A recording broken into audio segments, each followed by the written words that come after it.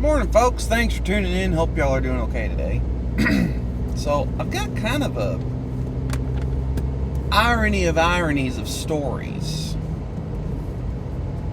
So, would have been a couple days ago. Wife was heading to her welding class, and I get a phone call from her, which was a little odd. I'm getting ready to go out and cut grass. She said, hey, the battery light just came on my car, and it flashed up on the dash, made a beeping noise, check charging system. I said, turn around and come home. Right now, whatever's going on, you're probably driving on the battery, and you're not. She hadn't made it terribly far. I'm like, you're just gonna have to call him, tell him you're gonna be late, come home.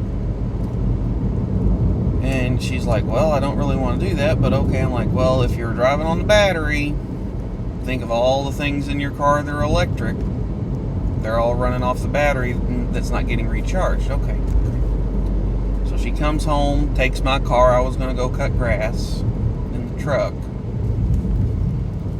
And she gets home, swaps everything out. I told her to leave it running. I just wanted to see the lights on.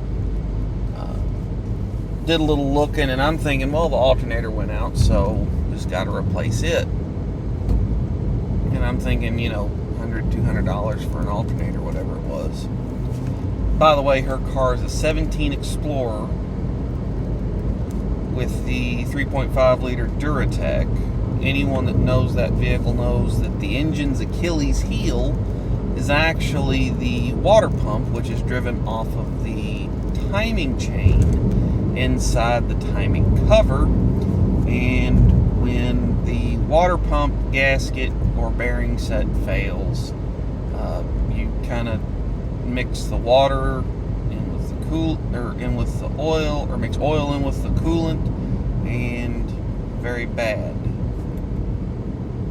Mix coolant in with the oil, and very bad. If you don't catch it right off, it'll destroy an engine. So I know that it's a possibility. As far as I'm aware, they did fix the issue, but it's something that can happen. Well, anyway, yesterday was the day that I finally got a chance to take a look at it. It had to sit for a couple days because of plans that we had going on. So I put a little Bluetooth OBD reader on that I've got, and just kind of made sure that the voltage was low, and I checked it compared to another car, just make sure how fast the voltage sprung up after being started. So I checked the voltage with it off, started it up. Sure enough, it was lower, not higher. Popped the hood, and I'm thinking, well, I'm gonna need an alternator. The serpentine system on that vehicle only has the crank pulley, an idler, the AC compressor, and the alternator. Power steering is electric, water pump's driven off the timing chain. So I find out that it has shredded and ejected the serpentine belt. I'm like, well, this is easy. Go to AutoZone, pick up a belt. I ended up having to have some help to get it on, because you had to go in from the underside to get the crank pulley on, but then the alternator had to be put on from the top, so I had my brother-in-law jump in and help. Well, it was I just thought it was kind of comical that the engine's Achilles heel in this particular instance paid off.